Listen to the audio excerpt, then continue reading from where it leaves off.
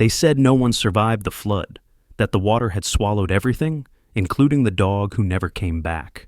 But 1 year later, as fog crawled over Rising Creek, a woman who hadn't heard a sound since the explosion saw a shadow limping through the mist. He was soaked, scarred, and silent. But in his eyes, there was something deeper than pain, a memory, a promise. And when the levee broke again, it wasn't the siren she heard, it was his bark. Before we begin this unforgettable story, would you mind sharing where you're from in the comments, and if stories of love, loyalty, and second chances move you? Please give this video a like and consider subscribing.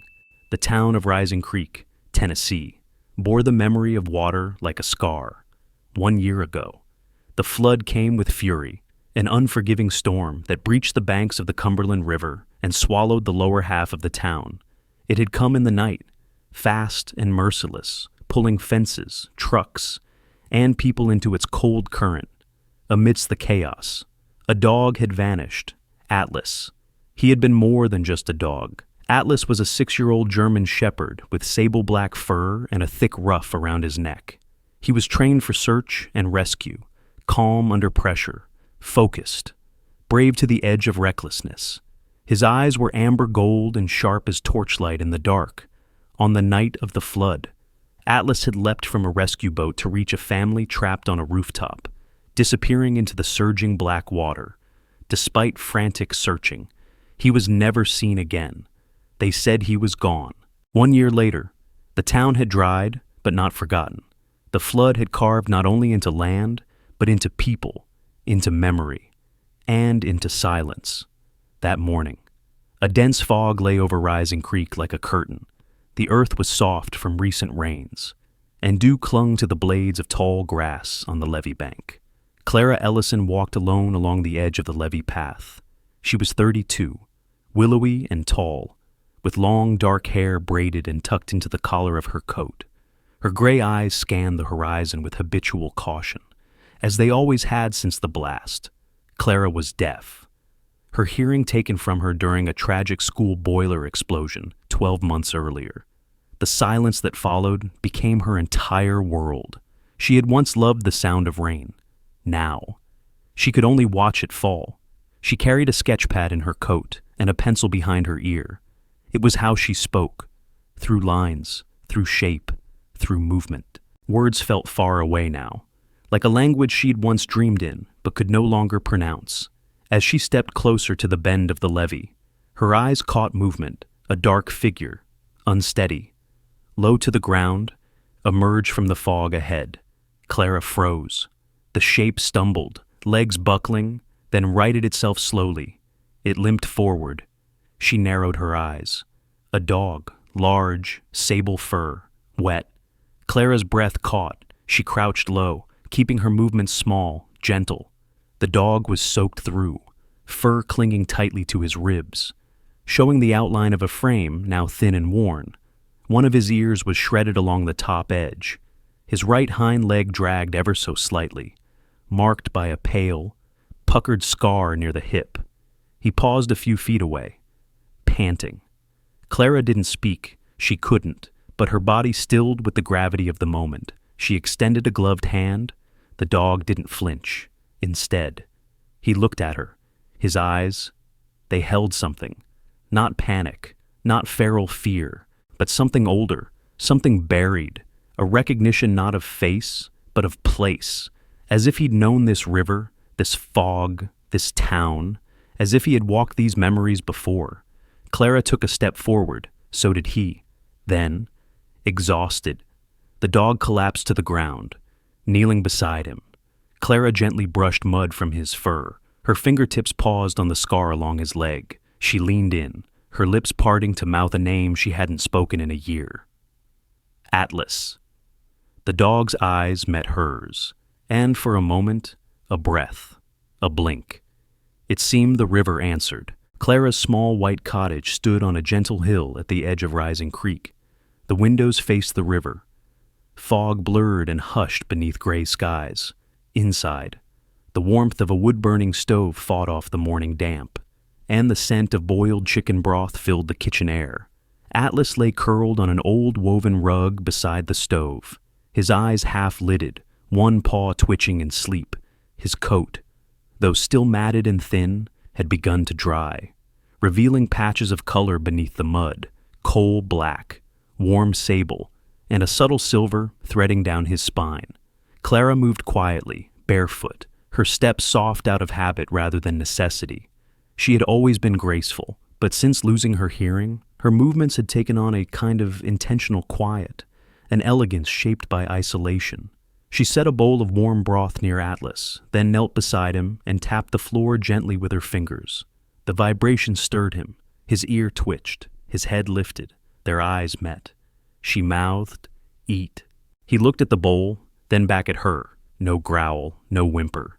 He pushed himself up slowly, limbs stiff from cold and injury, and lapped at the broth without hesitation. Clara sat back on her heels and smiled. Not wide, not exuberant, but full of something older and softer than joy.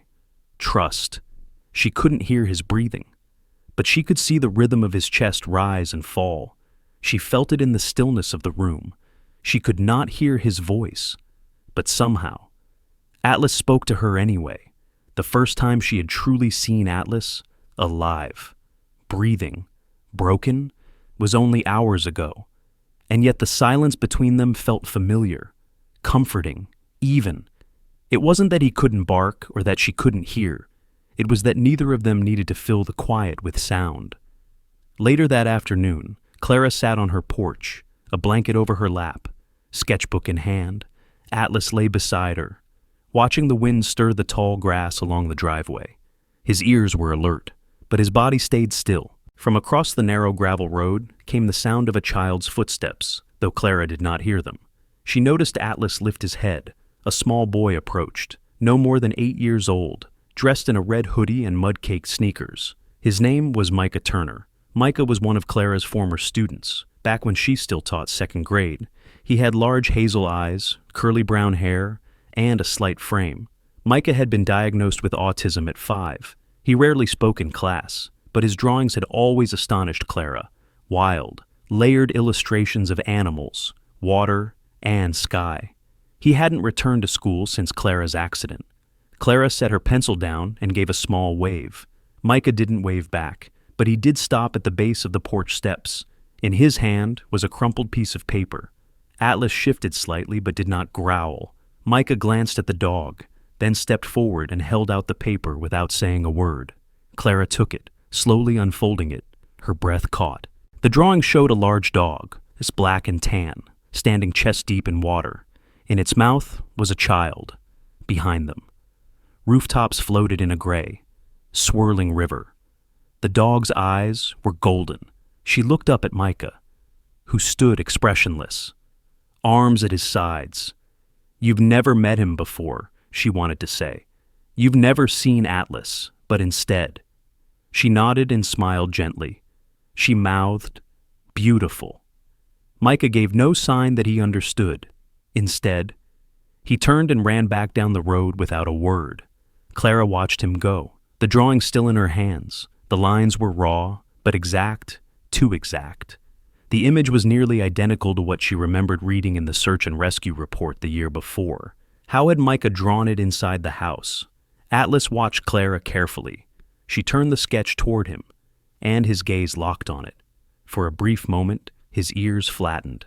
A low, breathy sound escaped his throat. Neither bark nor growl, but something more like a sigh. Later that evening, Clara posted the drawing on the bulletin board of the local library, alongside a small note explaining its artist. She didn't name Atlas. She didn't mention the levee or the scarred ear. But she noticed. By dusk, 3 people had stopped to look at it. One of them whispered the name Atlas under their breath. The town had begun to remember. The rain had returned, not in violent downpours, but in long, steady sheets that clung to rising creek like a curtain no wind could part. Roads glistened under gray skies, and puddles gathered at the edges of porches like unwelcome guests. Clara moved carefully as she led Atlas through the back parking lot of the county animal clinic, his steps slower today, stiff from the cold. The clinic was tucked between a shuttered post office and an old laundromat. Its white siding faded from years of southern sun. Inside, the walls were lined with thank you notes and fading photographs of rescued animals. It smelled of antiseptic and wet fur. The woman behind the reception desk looked up and smiled warmly. Her name tag read Sarah Klein. She was in her late 40s, tall, broad-shouldered with streaks of silver in her dark auburn hair. Sarah had once worked as a paramedic until a car accident left her with a limp and chronic back pain. Since then, she'd run the desk at the clinic, sharp-minded, warm-hearted, and fiercely protective of both animals and people who came in looking like they'd lost something. Clara handed Sarah a folded note with her handwriting. He was injured when I found him. Right hind leg. I believe he's a former rescue dog, possibly SR. Sarah read the note and nodded, then gestured toward the exam room. Inside, Dr. Roy Merriman, a wiry man in his early 60s with wispy gray hair and small wire-frame glasses, waited with latex gloves already on. Roy was a man of few words, even with people who could hear him. His gentle manner with animals had earned him a quiet reputation around town. When Clara stepped in, he simply gave her a nod and beckoned Atlas forward. Atlas stepped onto the scale without resistance, his tail still. Roy knelt beside him and began to examine the scar along the hind leg. As he touched it, Atlas didn't flinch, but Clara noticed the change in his breathing. Slower, heavier. Roy straightened, then glanced towards Sarah, who had just stepped inside. "You might want to come see this," he said. Sarah leaned in, squinting, her eyes widened. "That's not just any scar. That's surgical stitching, military grade. I saw plenty of those when I worked with K9 medics." She turned toward Clara, her voice lowering. "This dog's seen action, probably certified search and rescue. You said you found him last week." Clara nodded, then reached into her coat pocket and handed over the same drawing Micah had given her. Sarah studied it, then blinked slowly. "That dog," she whispered. "I've seen this before."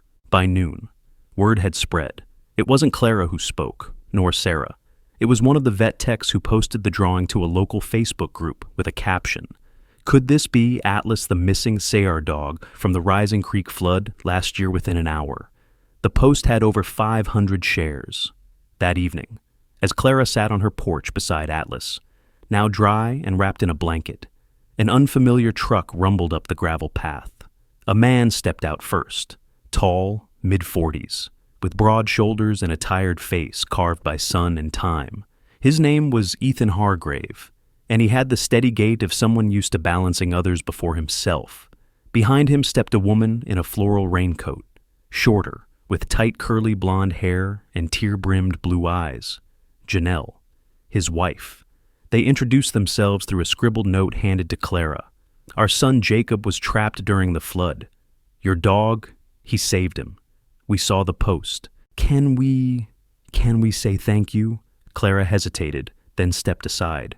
Ethan and Janelle approached slowly, both crouching to Atlas's level. Ethan removed his cap and whispered, "Good boy. You remember us." But Atlas didn't move. His eyes stayed fixed on Clara. No tail wag, no recognition. Janelle reached out, brushing his head gently. He allowed the touch, but his eyes never left the woman in the chair, the one who had found him by the levee. They looked disappointed, but not angry. "He's different," Janelle said softly. "Maybe that part of him stayed behind." Clara nodded. Ethan placed his hand over his heart. "We just wanted to say thank you, to whoever he is now, and to you." They left quietly. That night, the rain deepened. Clara lit a fire, and Atlas curled at her feet. She sat on the couch, sketchbook in her lap, but her pencil refused to move. Sleep came in waves, and with it, the dream. She stood alone at the edge of the Cumberland River. The water rushed by, dark and loud, not visually, but vibrationally. In the dream, she could hear, not just sound, but resonance. The roar of the water, the bark of a dog. Atlas, she turned. In the dream, he stood in the current, chest deep, holding a shape by the collar, small, fragile, a child. Then, she heard a voice, soft, high. Micah. She woke, heart pounding, hand clenched around her pencil. Atlas lifted his head, watching her, and she understood something that defied language. that somehow she had heard again, not through ears, but through memory, and that Atlas and Micah were tied to something larger than either of them had known. The morning began like a whisper, clouds hanging low and dense over Rising Creek, casting the town in a shade of dim silver. The wind tugged at branches, and the river, once calm, now murmured with urgency. Rain hadn't yet returned, but the air held its weight, thick and unsettled. Clara stood on her porch, coffee mug in hand, watching Atlas as he paced near the edge of the yard. His gait had improved, still stiff at times, but stronger now. He moved with purpose, ears up, nose raised into the air, as if waiting. From the east, the sirens began. Clara didn't hear them, of course, but the world around her did. Birds scattered, the distant rumble of engines, and Atlas froze, every muscle tightening as if the sound had touched some buried nerve in him. It was Rachel Pierce, a neighbor and single mother in her late 30s, who came running up the gravel path. Rachel was petite, wiry, with dark brown hair tied into a messy ponytail, and a sharpness to her voice born from raising 2 boys on her own. Normally, quick with a joke or gossip. Today she wore panic. She thrust her phone at Clara. A text message flashed across the screen. "Dam breach near Miller's Run. Evacuate." Clara's stomach dropped. Miller's Run sat less than 3 miles upstream. It was the same stretch of levee that had broken last year. Rachel signed hurriedly, her fingers trembling. "They're evacuating. Town hall's the gathering point. You need to leave. Now." Clara nodded. She turned to get her things. Papers, leash, bag. But before she could step inside, Atlas began barking, loud, urgent, ferocious. Then he stopped and bolted.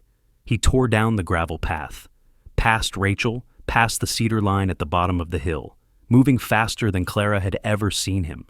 She dropped everything and ran after him, heart pounding, mud splashing at her ankles. She didn't need sound to understand what had happened. Micah Turner had wandered from home the moment the sirens began.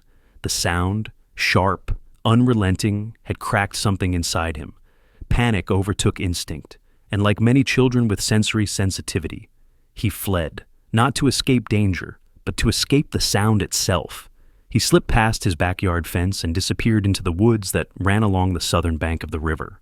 His mother, Dana Turner, realized too late. Dana was a quiet woman, early 40s, soft-voiced and worn by the constant rhythm of raising a special needs child. Her eyes were kind, but ringed with exhaustion. She reported his disappearance immediately, but with roads jammed and rising water near the levee, there was no immediate search response. That's when Atlas ran, and Clara followed. The woods were slick with mud and fallen pine needles. The wind had picked up, and rain began to fall again, light at first, then faster, in cold, stinging bursts. Clara pushed forward, branches whipping her face. She couldn't hear her own breathing, but she could feel her chest heaving, her heart roaring like a drum. She saw no sign of Atlas at first. Then, a shadow between trees, a flash of black and tan fur, and just ahead, the glint of red, Micah's hoodie. The boy was crouched behind a tree trunk, hugging his knees, rocking slowly. Water pooled around his shoes. His fingers clutched his ears, and his face was pale with terror. Atlas stood between Micah and the river's edge, alert, protective, unmoving. Clara broke through the tree line just as a crack split the sky. Lightning, followed by distant thunder. She knelt beside Micah, reaching for him. His body flinched, but then he looked up, and he saw her lips. Clara mouthed, "It's okay, I'm here." He stared for a moment, then pointed at Atlas. "He found me," he whispered. She didn't hear the words, but somehow, she did. Her eyes filled with tears. She reached for Micah's hand. He let her take it. Then, slowly, they began moving back up the slope, Atlas flanking them on the outer edge like a sentinel. But then, the rumble came, the sound she couldn't hear, but could feel. It vibrated through the soles of her boots, through the trees, through her rib cage. The dam had cracked wide open. A wall of water, distant but growing, began to surge down the riverbed. Clara turned. Her feet faltered, but Atlas moved first. He ran past her, back toward the base of the slope. He turned, looked at them, and barked once, loud, commanding, "Go." Clara didn't think. She lifted Micah and ran, through the thorns, through the bramble, heart pounding like never before. She didn't hear the flood, but she felt Atlas behind her, felt him circle wide, pushing at her hip, keeping her upright when her foot slipped. Every time she slowed, he barked, and every time he barked, she felt it in her chest, not as noise, but rhythm, a heartbeat. Not his, not hers, theirs. By the time they reached the tree line above the high ground, the water had spilled into the clearing behind them. Trees bowed. The lower path vanished beneath the surge, but they were safe. Clara collapsed to her knees. Atlas stood at her side, chest heaving. Micah, nestled in her arms, whispered again, just one word, "Atlas." And the dog looked at him and wagged his tail. The sky had broken open during the night, but by dawn it had stitched itself back together. Piece by piece, golden light poured through the clouds like a benediction, spreading across the drenched hills of Rising Creek. The river had receded, leaving behind a mess of tangled branches, overturned stones, and a silence that did not scream, but rested for the first time in days. The world felt still. The drone footage came from a volunteer responder named Kyle Brenner, a college student from Nashville with curly blonde hair and a lanky frame who had come to help with evacuations. He piloted his drone to survey the edge of the flood zone and, by accident, captured a scene that would be replayed on television across the country by nightfall. The footage showed a German shepherd standing in waist-high water on a drifting pile of debris, a makeshift raft, if it could be called that. On the raft was a woman soaked to the bone, arms wrapped around a trembling child, her face turned toward the sun. The dog's gaze was fixed on the camera, unwavering. Behind them, the river boiled, trees bent, but the trio stood unbroken. Kyle uploaded the clip to social media that afternoon. By evening, national networks had picked it up. Missing SAR dog returns as hero in Tennessee flood rescue. The dog who wouldn't let go. She couldn't hear the sirens, but she heard him bark in Rising Creek. Reporters began arriving 2 days later. Satellite vans lined the church parking lot. Camera crews slipped through puddles and tangled cables as they requested interviews, photographs, details. But Clara said no to all of it. Instead, she gave them a single statement, typed, printed, and taped to the door of the town library. "This isn't about me. This is about listening, even when the world is silent. This is about trust and survival, and a dog who remembered who he was, even when no one else did. His name is Atlas. He doesn't need words to speak." 3 weeks later, Clara stood before a newly repainted door at the back of the Rising Creek Elementary School. Her fingertips rested on the frame. Her eyes closed for a moment. The classroom inside had been shuttered since the explosion a year before. The district had deemed it in need of renovation. But what it truly needed, what she had needed, was time. That morning, the board had reinstated her teaching license. The new nameplate read, Clara Ellison, Special Education. It was Principal Hayes, a wiry man with thick-rimmed glasses and a rumpled blazer, who handed her the key. He had once questioned her return, but after the flood and the footage, his skepticism had softened. "Kids need someone who listens," he'd said, "even if they don't use sound to do it." Micah returned to school the same day. He wore a new backpack and held his mother's hand a little tighter than most boys his age. Dana Turner walked beside him, her tired eyes rimmed with a kind of hope she hadn't dared feel in years. The other children watched as Micah entered the room. Some recognized him, some didn't. But Clara knelt beside him, signing gently. "Welcome back." Micah didn't sign anything in return, but at recess, when Atlas trotted across the field toward him, new vest snug on his shoulders, a polished metal tag dangling from his collar. Micah knelt in the grass, hugged him, and whispered, "He barked for me." Clara saw it from across the yard. Her breath caught. It was the first time Micah had spoken in 3 years. Atlas wore the tag every day from then on, a small plaque shaped like a shield, engraved with the words, "Atlas, the Levy Guard. No words needed, only faith." People in town began stopping Clara in the market, on the sidewalk, in front of the post office. Some just nodded, some hugged her, some asked if they could pet Atlas. He allowed it, mostly, but his eyes never strayed far from Clara. On the first true spring morning, Clara, Micah, and Atlas walked down to the river together. The land was greening again, sunlight touched the surface of the water, and the scent of fresh earth filled the air. They sat together beneath the same cedar tree that had stood through both floods. Micah rested his head against Clara's shoulder, sketchbook open on his lap. He drew Atlas, again and again, in different forms, standing in water, sleeping beside fire, running through fog. Clara held her own journal in her lap. For the first time in months, she began to write again, not just in images, but in words. Atlas lay beside them, head resting on his paws, eyes half-lidded. A breeze stirred the leaves. Clara reached out, laid her hand gently on his chest, and felt the same heartbeat she had followed through the forest, through the flood, through the silence, a heartbeat that said, again and again, "I'm here. I always was." Sometimes, the loudest miracles come in silence. This story reminds us that faith doesn't always arrive with thunder. Sometimes, it comes in the form of a scarred dog who refuses to give up, a child who whispers their first word after years of silence, a woman who hears again, not with her ears, but with her heart.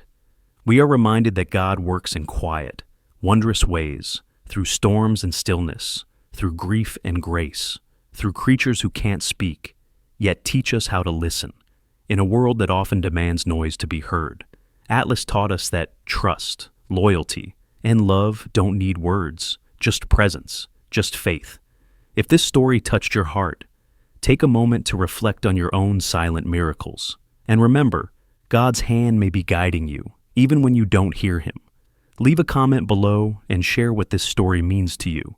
Type Amen if you believe that God still moves in quiet, powerful ways. Don't forget to like, subscribe, and share this story with someone who needs a little hope today. May the Lord bless and protect each and every one of you.